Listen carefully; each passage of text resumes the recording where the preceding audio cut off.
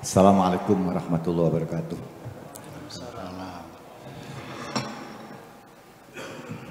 Alhamdulillah waktunya, terima kasih untuk sekian kalinya. Langsung saja saya mau menanyakan tadi yang diterangkan pada ini yang asasul khair mutaba'atun nabiyyi sallallahu alaihi wasallam, terus fi qaulihi wa fi'lihi. Sebelumnya minta maaf Buya, saya mau nanyakan begini. Pokoknya kebaikan itu adalah mengikuti Kanjeng Nabi Muhammad dari bahasa dan atau dari perilaku. Seperti yang sering saya dengarkan dari kajian Buya dan ketika dibacakan hadis Nabi Muhammad, "Shollu kama ra'aitumuni usolli." Saya disuruh sholat seperti sholatnya Nabi Muhammad. Lah sekarang pada saatnya kebaikan itu adalah harus mengikuti jejak Rasul dari kaulihi wa fi'lihi.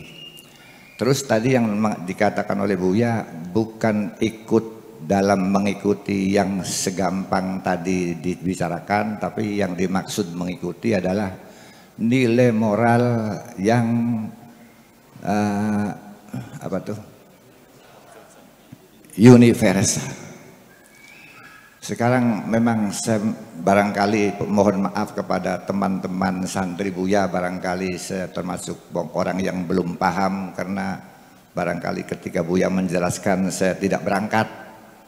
Jadi minta penjelasan lagi nilai moral yang universal yang bagaimana itba kita kepada Kanjeng Rasul tentang kita ini menjalankan sholat.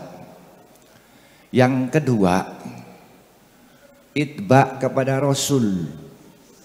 Sekarang lagi musimnya kholwat Bu ya. Kholwat itu ya menurut saya barangkali betul atau enggak ya. Kalau kholwatnya Nabi Muhammad di Gua Hiro, kalau kholwatnya santri Buya Sakur di desa Sukatani. Lah berarti kalau itba tadi, kalau siwak, kalau Rasul siwak pakai siwak, kalau bukan siwak bid'ah. Rasul kholwat di Gua Hiro, kalau bukan di Gua Hiro bid'ah. Barangkali kan kayak gitu. Artinya mungkin ya minta penjelasan lagi, barangkali ini kesempatan Buya Sakur menjelaskan tentang lagi musimnya kholwat. Dan yang pertama saya minta penjelasan bagaimana itba saya terhadap Kanjeng Rasul tentang sholat yang dari nilai moral yang universalnya itu yang mungkin yang bisa dipahami oleh kita semua. Kurang lebihnya segitu. Buya mohon maaf. Assalamualaikum warahmatullahi wabarakatuh. Pertama saya ingin ngasih catatan kaki dulu, footnote catatan kaki. Kalau di kitab namanya hasyiah, di belakang di bawah itu namanya hasyiah. Kalau di tengah namanya footnote, syarah, ya kan. Bawahnya lagi namanya tahqiq, itu footnote itu demikian. Jadi seperti tadi dikatakan oleh penanya, kalau masalahnya sebatas sholat itu mudah. Siapa bilang? Wa innaha la kabiratun illa alal khosyain. Nggak gampang sholat itu. Iya. Fasta'inu bisabri was sholat wa innaha la kabiratun illa alal khosyain. Sholat juga susah. Kalau yang substansinya mah. Kalau sekedar hanya bacaannya ya yes pun juga bisa. Ya kan gitu.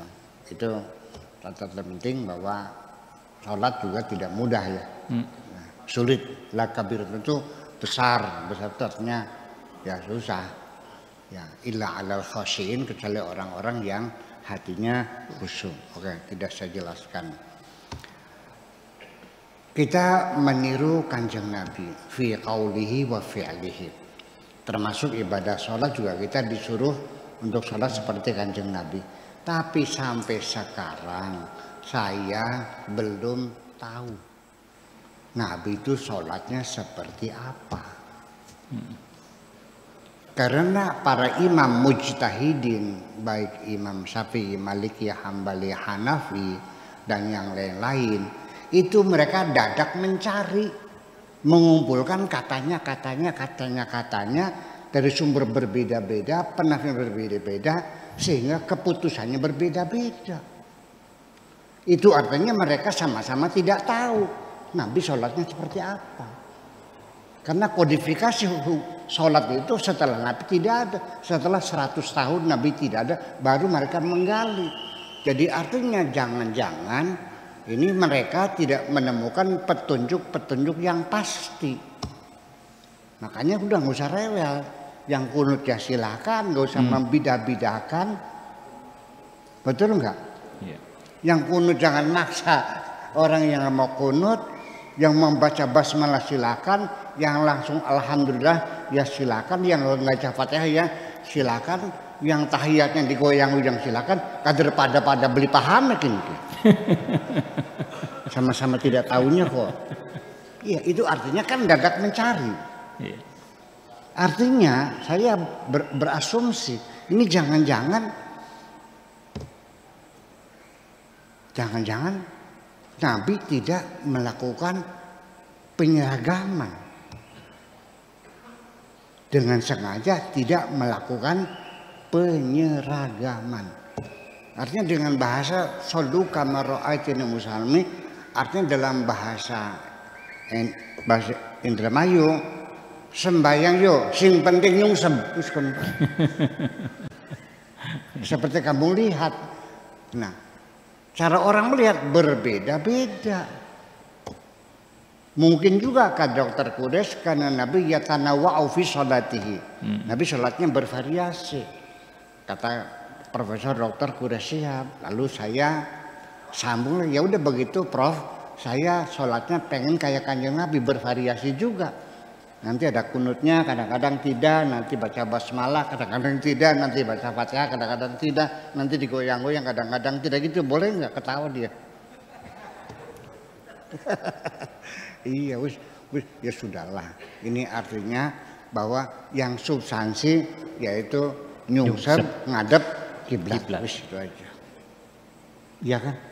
Yang harusnya mendetailnya silakan kita berbeda. Yang penting kita meyakini sholat hukumnya wajib. Itu saja kan? Ini banyak orang salah paham. Menurut Buya sholat tidak penting. Yang ngomong itu siapa? Itu YouTuber lain yang mengambil konten saya lalu diberi judul sendiri. Banyak, ada 50 channel mah yang ngambil itu kita nih. Dibikin sendiri judulnya. Itu kan sholat tidak penting. Siapa yang bilang?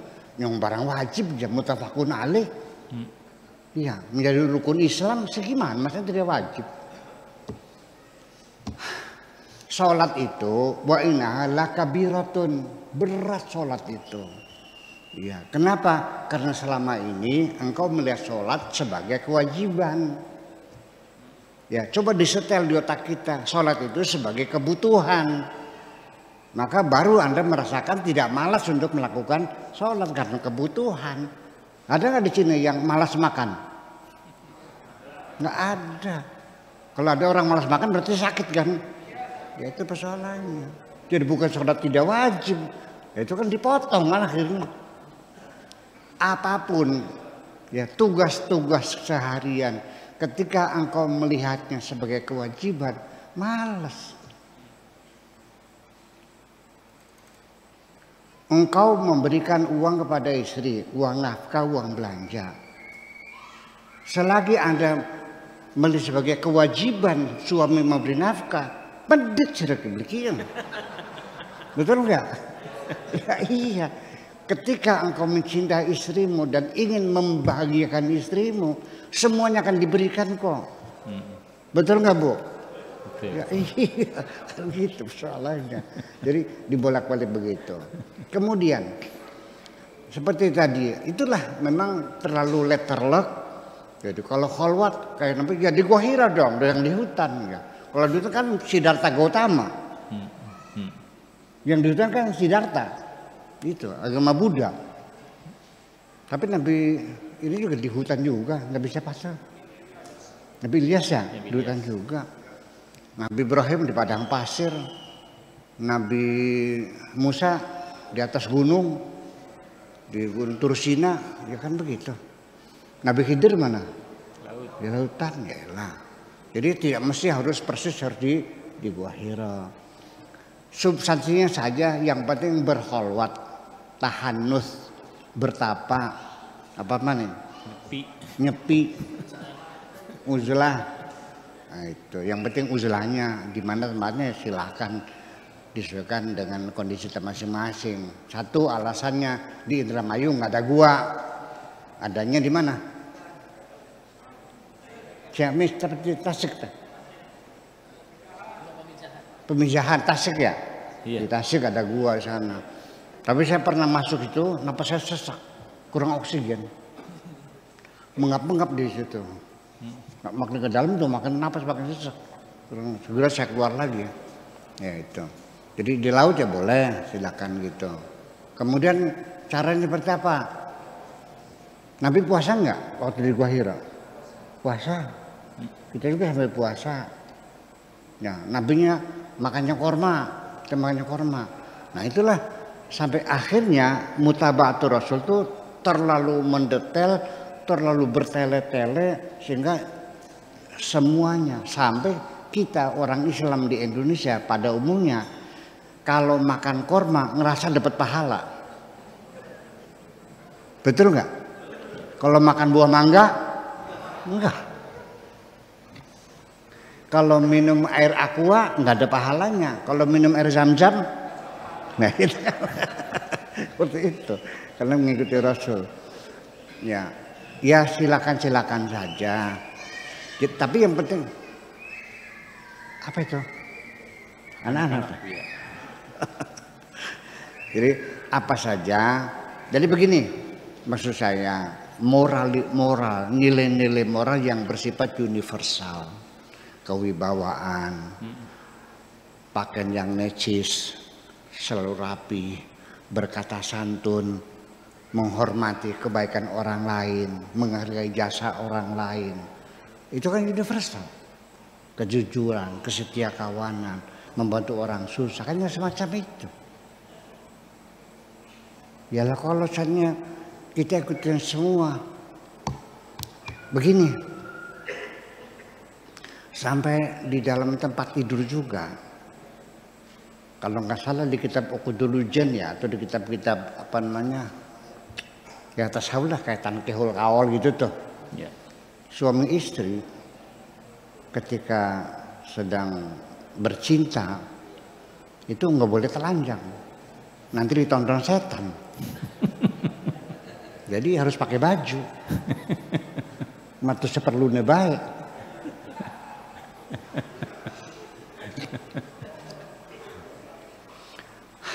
Sampai di YouTube, bolehkah kita bercinta dengan style 69? Ada di situ, betul nggak? Saya lihat semua kok itu. Ya jangan dipertanyakan dong itu mah. Ya kalau setan mah nggak mesti kamu telanjang. Dalam selimut juga bisa ngeliat setan. Ya iya, ya di mana enaknya kan gitu. Iya pakai logika aja lah gitu. Asal yang penting, nah di dalam Islam yang penting dikunci kamar tidurmu, tidak boleh anak-anakmu masuk kamar tidur orang tua. Itu ulangnya ada. Jangan sampai kamar tidur orang tua jadi kayak lapangan bola. Tempat main anak-anak pada gerijagan enggak? Dikenak. Iya. Ada aturannya.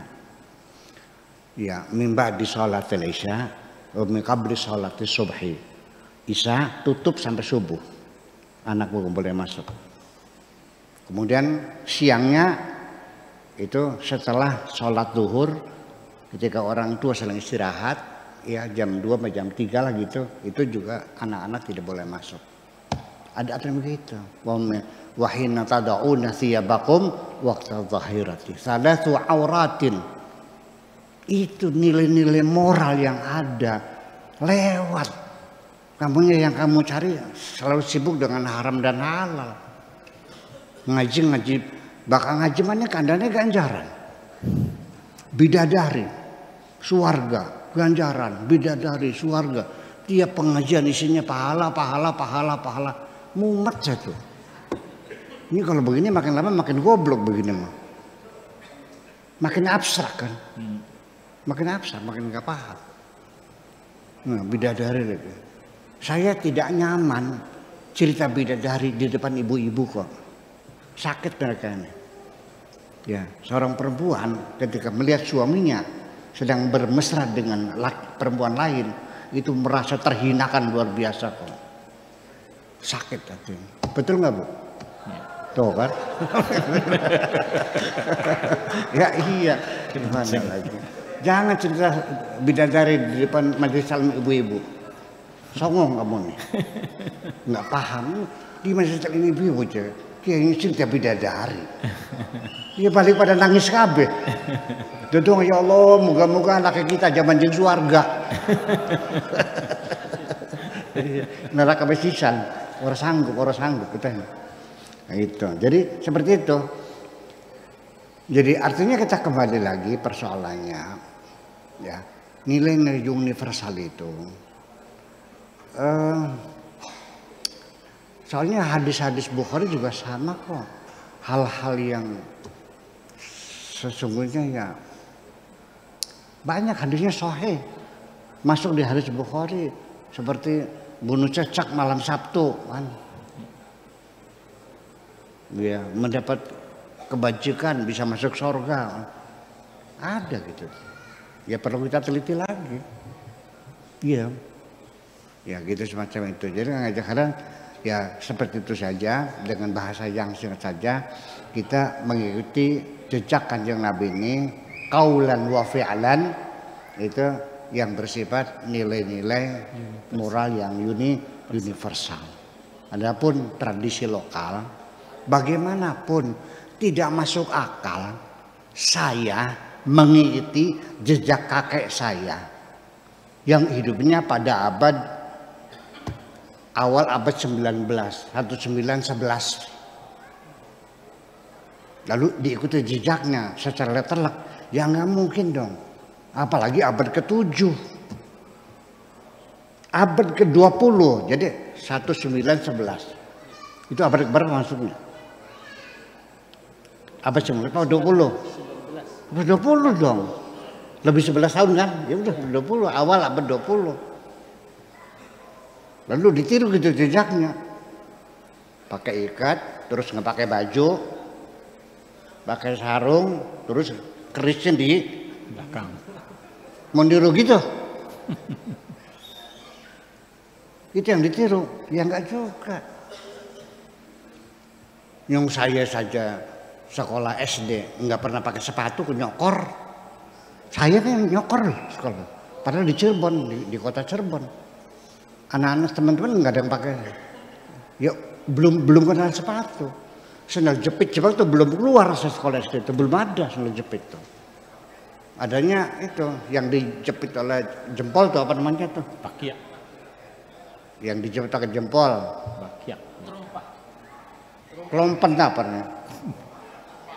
Kayu bakyak, nggak pakai karet tapi pakai dijepit pakai jempol sama ini. Iya, iya, itu masih seperti itu. Kemudian orang tua kita dulu, kalau pagi sarapannya pakai apa? Godongan bolet, karo gula abang, airnya teh tubruk, betul nggak? Iya. Terus jam 10 mangannya belengep, tau belengep nggak? Belum ada Black Forest. itu baru tahun 11 apalagi tahun ke-7 bajunya pakai kulit. Kamu mau pakai baju kulit lagi terus nyokor lagi ya? Iya, peradaban kita kan bergeser ya. Iya dong, masa kita harus hidup seperti abad ke-7? Nah ini nampaknya saya merasakan ya nggak bisa menuduh, banyak orang yang berpikir bahwa kalau Islammu pengen sempurna kayak Kanjeng Nabi, hidupmu harus sama dengan orang yang hidup di abad ke-7. Baru hebat. Masuk akal enggak? Masuk akal enggak? Pola hidup abad ke-7 mau diimplementasikan di abad ke-21. Speaker haram.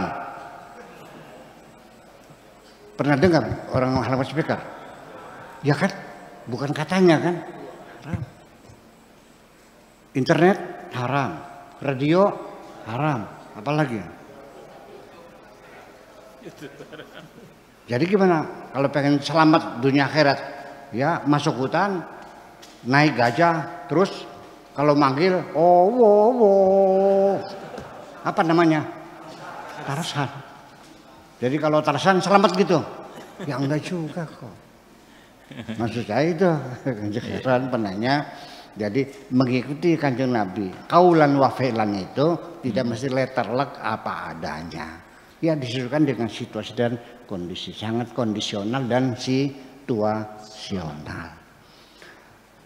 Kalau kita pengen tahu Masjid Nabi itu kayak apa, punten nggak pakai keramik, tanah dibasahi, digosok, jadi memang tanah. Belum ada keramik, belum ada belum ada. Lalu ini nggak boleh gitu, harus bikin tanah lagi. Bongkar pakai tanah, terus di atasnya pakai pakai apa? Kelapa korma. Daun korma gitu. Niru kan yang begitu. Pengennya gitu. Lah yang enggak juga tuh. Lalu sarungnya dibuang, telan dibuang pakai sorban semua gitu. Saya enggak sakit, saya enggak yakin apakah jubah dan sorban yang mereka pakai sekarang itu Nabi seperti itu. Enggak. Enggak. Enggak. Iya. Kemudian juga saya nanya, Nabi pakai sorban, pakai kain kan? Di mana pabrik tekstilnya?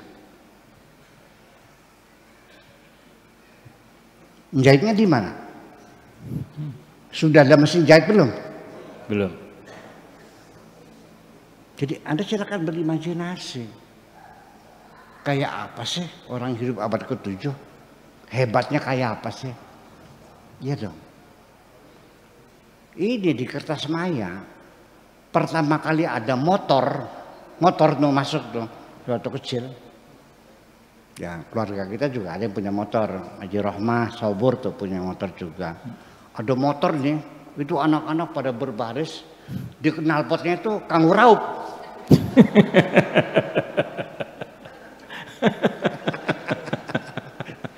Kayak berkah buat raup. Itu sudah abad ke-20 ya saya. Ya iya. Ngampok. Iya, tahun 1962 lah gitu tuh. Belum ada kok. Bayangkan. Knalpot tuh buat raup. Ya kan begitu. Punya motor di Kertasmaya, beli bensin yang di Cirebon. Ya berangkatnya naik kereta api, berangkat pagi pulang sore, pulang malam untuk beli bensin. Ya begitulah kira-kira. Jadi yang fleksibel sajalah. Kalau memang begini, ini fikih. Ada air banyak. Nih, saya nanya dulu, air banyak sekarang nih. Boleh nggak Anda coba pakai batu? Suci nggak? Boleh nggak? Boleh. Secara fikih boleh. Boleh. Sekalipun ada Air. Lain dengan tayamum, ya kan? Kalau ada air, ya nggak boleh tayamum, udah pakai air dong. Ya. Boleh tayamum kalau nggak ada air. Iya, itu. Tapi bagaimanapun ia boleh dianggap suci. Tetap silitnya sirik, masih gebal. Mambu. Punten. Ya batu bisa membersihkan kotoran seperti apa bersihnya. Ya itu. Kenapa itu diakomodir? Ya karena memang di Jazirah Arabia susah air. Air itu buat minum bukan buat cebok. Masih penting buat minum daripada buat cebok seperti itu. Jadi artinya bukan berarti orang Arab itu orang yang pandai menghemat air, memang karena kurang air. Kalau gitu kira-kira. Oke, gitu aja deh. Ya.